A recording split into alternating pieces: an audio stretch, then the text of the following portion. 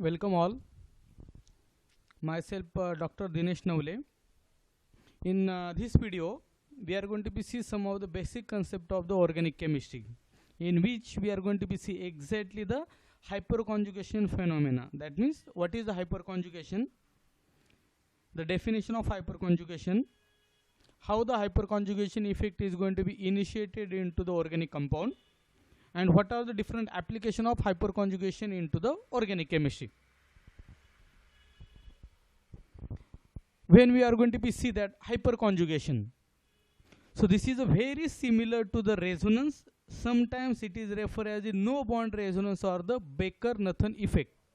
That means hyperconjugation effect is more similar to the resonance effect, but it is referred as the no bond resonance effect. In case of the classical resonance, we had seen the involvement of the lone pair of the electrons and pi bonds. That means for a classical resonance effect, there is an involvement of the lone pair of the electrons, and the pi bonds like double bonds and the triple bond is the necessary condition. In hyperconjugation, a single bonds or a sigma bonds are involved into the electron delocalization. So there is a involvement of the sigma electron. That's why it will be called as what? Sigma bond resonance also. So hyperconjugation is the general stabilizing interaction. So hyperconjugation is a permanent effect. So it involves the delocalization of the sigma electron of the carbon hydrogen bond of an alkyl group directly attached to an atom of unsaturated system or to an atom with the unshared p orbital. That means a hyperconjugation effect is going to be observed when a sigma electrons of the CH bond, which is directly attached to a unsaturated system, that is to the double bond or the triple bond or the unshared p orbital, then and then only hyperconjugation effect is going to be observed. So the sigma electrons of the CH bonds of the alkyl group enter into the partial conjugation with the attached unsaturated system, that is double bond, triple bond or with the unshared p orbital. So that means for hyperconjugation, it is the necessary condition is that a CH electron, which is the sigma electron, should be in conjugation with the unsaturated system or the p orbital. So there is a partial conjugation. To understand the hyperconjugation effect, we take the ethyl cation, in which the positively charged carbon atom has an empty p orbital. So one of the CH bond of the methyl group can align in the plane of this empty p orbital, and the electron constituting the CH bond in a plane with the p orbital can delocalize the empty p orbital. That means during the hyperconjugation, a sigma electrons of the CH bond of any methyl group which is in conjugation with the unsaturated group or the p orbital will show the resonance of these sigma electrons, and this will be called as the hyperconjugation effect. So this is the representative diagram which can easily explain the hyperconjugation effect. So this is our methyl group is here. So this is a carbon, hydrogen, hydrogen and hydrogen, and we have already seen the hyperconjugation effect will be possible when one of the CH electron, this is the sigma electron, one of the CH bond which is next to the empty p orbital or an unsaturated system. So in this case, the carbon hydrogen sigma electron, so this is a CH bond which is going to be contain the sigma bond. So the sigma electrons of the CH bond are in resonance with the empty p orbital of the carbocation. So there is what? Resonance between this CH bond and this empty p orbital, but there is no direct bonding between this empty p orbital and CH bond. So that's why this is also called as what? No bond resonance. Means hyperconjugation is also denoted as no bond resonance, and it is the resonance of the sigma electron. So that's why it will be also called as what? Sigma bond resonance, and this phenomena will be called as what? Hyperconjugation. So it depends upon how many CH bonds are there. So this methyl group contain 1, 2 and the 3 CH bonds. So it can exhibit the 3 times hyperconjugation effect with the empty p orbital of the carbocation. So this is one of the example. In a previous example, we have seen CH sigma electron in conjugation with the empty p orbital by the hyperconjugation. In this case, there is no empty p orbital, but there is a presence of unsaturated system. So this is a double bond, unsaturation, double bond is there, to which methyl group is attached, which contain the 3 hydrogen atom. So this CH bond, which is going to be contain the sigma electron, are in resonance with the double bond by the hyperconjugation effect. And during hyperconjugation effect, the sigma electron will be transferred to this carbon-carbon bond, will form the double bond here. And as this double bond is going to be migrated to the next carbon atom, which contain the negative charge. So after losing the sigma electron from the CH bond, hydrogen will contain the positive charge. So we can observe there is a positive charge on the hydrogen as a H plus. This is a migrated sigma electron to form the double bond, and which will then form the negative charge on the next carbon. So there is no bond between this carbon and hydrogen. So this is also referred as what? No bond resonance. And this is sigma electrons are going to be migrated. So it will be referred as the sigma bond resonance. So this is how many hydrogens are there. In this case, there is 1 hydrogen, 2nd hydrogen, 3rd hydrogen. All the 3 hydrogen can exhibit the same hyperconjugation effect with this double bond. So this is for this hydrogen atom. For the 2nd hydrogen atom, this hydrogen atom can be represented by this 2nd example, and 3rd example represented this one. So this is for 1, 2 and 3. All 3 hydrogen atoms of the CH bond is going to be exhibit the hyperconjugation. So there are total 3 hyperconjugation structures are possible for the methyl group. So there are various ways of looking at the hyperconjugation effect. One of the ways is to regard the CH bond as possessing the partial ionic character due to the resonance. So due to now there is no any partial ionic character in this molecule, but by the sigma bond resonance, by the hyperconjugation, hydrogen will contain the positive charge and this carbon will contain the negative charge. So there is possessing the partial ionic character into the molecule by the hyperconjugation effect. So this is the example for the toluene. This was the example for the allyl group. This is the example for the toluene. So for hyperconjugation, your CH bond should be in conjugation with the unsaturated system of the empty orbital. First example, it was with the empty orbital.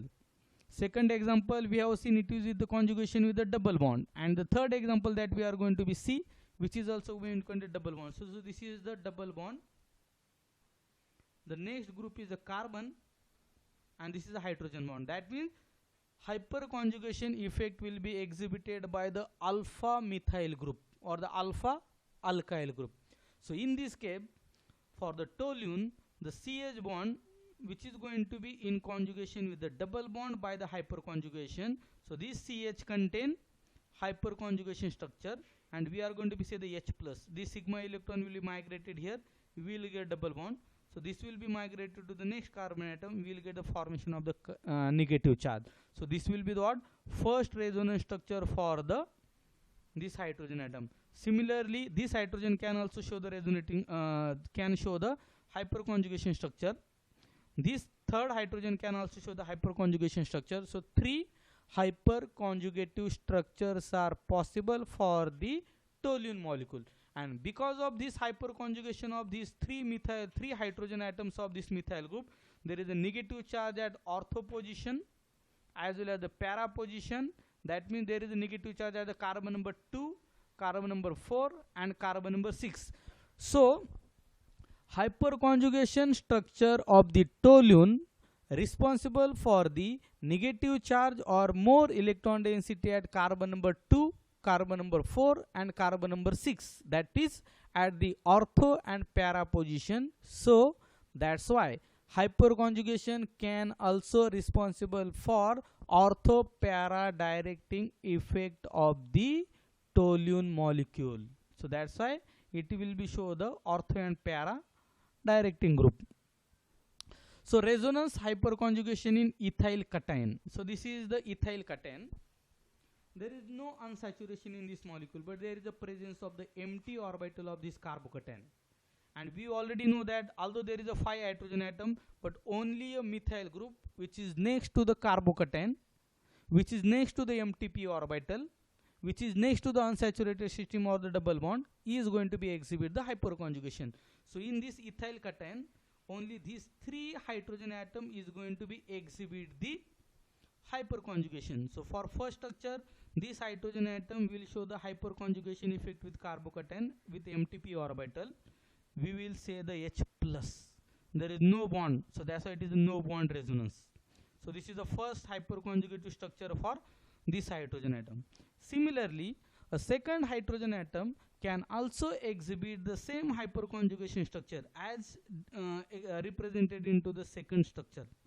Similarly, this third hydrogen atom can also show the hyperconjugative structure. So this is represented into the third one. So that means this molecule can exhibit the 1, 2 and 3. So total number of 3 hyperconjugative structure for the ethyl cation, making it more stable.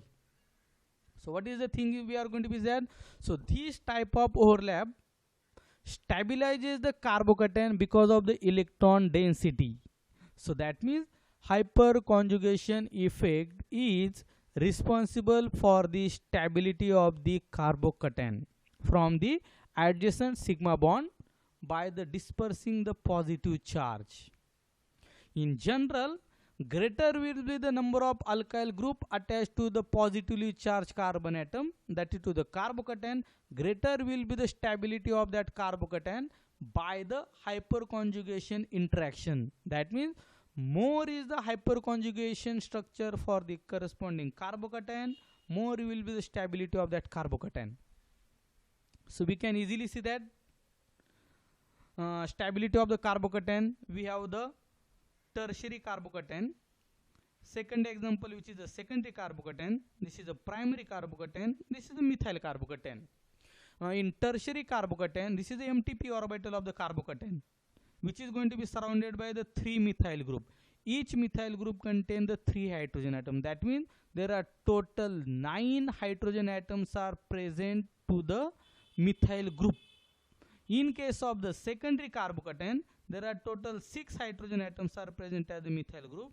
In case of the primary carbocation, 3 hydrogen atoms are present on one methyl group, and in case of the methyl carbocation, no carbon is going to be attached to this group. So that means because of this 3, 6 and 9 hydrogen atoms will show the 9 hyperconjugative structure for tertiary carbocation.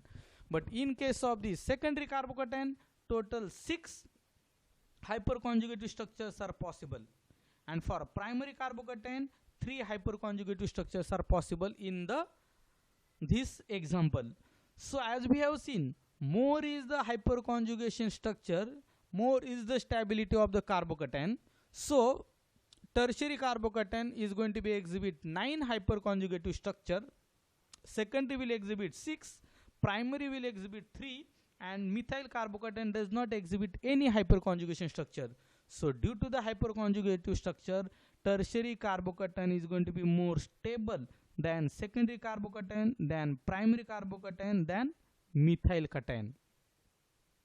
So this is how we can easily explain the stability of carbocation by the hyperconjugation. So this is what how the tertiary carbocation, this is the tertiary carbocation we are going to be see. So this is the tertiary carbocation, next group is methyl. So we are going to be see methyl, second methyl, third methyl.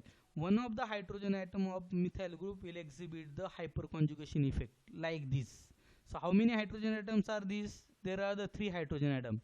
So this methyl exhibit 3 hyperconjugation structure. Similarly, this methyl group also exhibit 3 and remaining methyl group also exhibit 3. So total 9 hyperconjugative structures we can write by this way.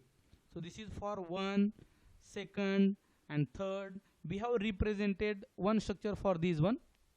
For this methyl group, there is one representative structure. For this methyl group, the 3rd one is the resonant structure. So totally 9 hyperconjugative structures are possible for the tertiary carbocation.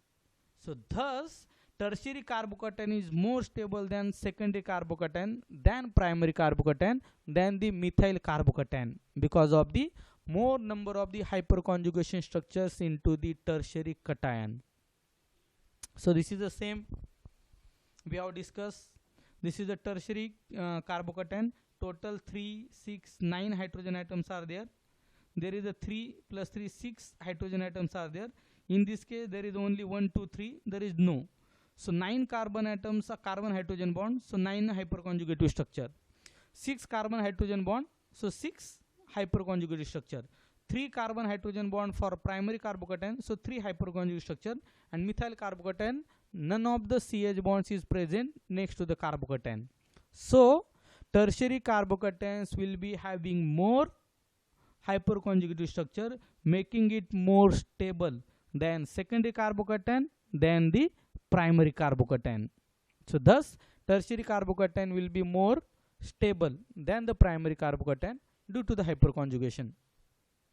So if you are going to see that stability of the free radical, whatever we have seen for the carbocation, same phenomena is going to be applied for the stability of the free radical by the hyperconjugation.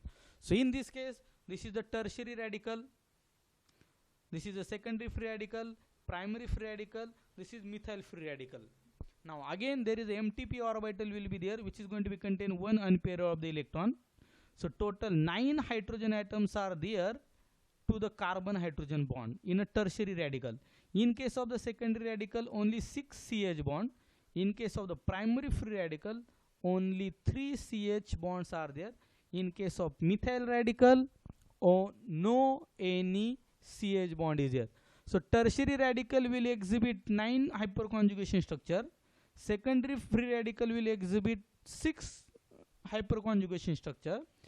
Primary radical will exhibit only 3 hyperconjugation structure, and methyl radical does not exhibit any hyperconjugation structure. And we have seen more is the hyperconjugation structure, more is the stability of the free radical. So because of the 9 hyperconjugative structure, tertiary free radical will be more stable than secondary, than primary, than methyl free radical. Same phenomena can be applied because this is also benzyl radical is also more stabilized than the allylic radical. So this is also the example of tertiary free radical, secondary free radical, primary radical, and the methyl radical. Tertiary radical can exhibit 9 hyperconjugative structure. Secondary is going to be exhibit 6. Primary is going to be exhibit 3. Methyl does not exhibit any hyperconjugate structure. So making tertiary free radical more stable than secondary, than primary, than methyl free radical. So during this video we have seen what is the hyperconjugation effect. Hyperconjugation is also called as the sigma bond resonance, which is also called as the no bond resonance, which is also the permanent effect, as well as hyperconjugation effect can be responsible for the stability of the carbocation as well as the stability of the free radical. More is the hyperconjugation structure, more will be the stability of the carbocation. That means tertiary carbocation as well as tertiary free radical having the more hyperconjugative structure than secondary, than primary, than methyl, making carbocation stability as tertiary free radical will be more stable than secondary, than primary, than methyl. Same is going to be applied for the free radical, making tertiary free radical as a more stable than secondary, than primary, than methyl. And all these can be easily explained by the hyperconjugation effect. Also we have also seen in case of the toluene molecule which can exhibit 3 hyperconjugative structure, making toluene as the ortho-para-directive reaction can be easily explained by the hyperconjugation structure. So if you like the content of this video, you can share this video as well as you can subscribe my YouTube channel. Thank you.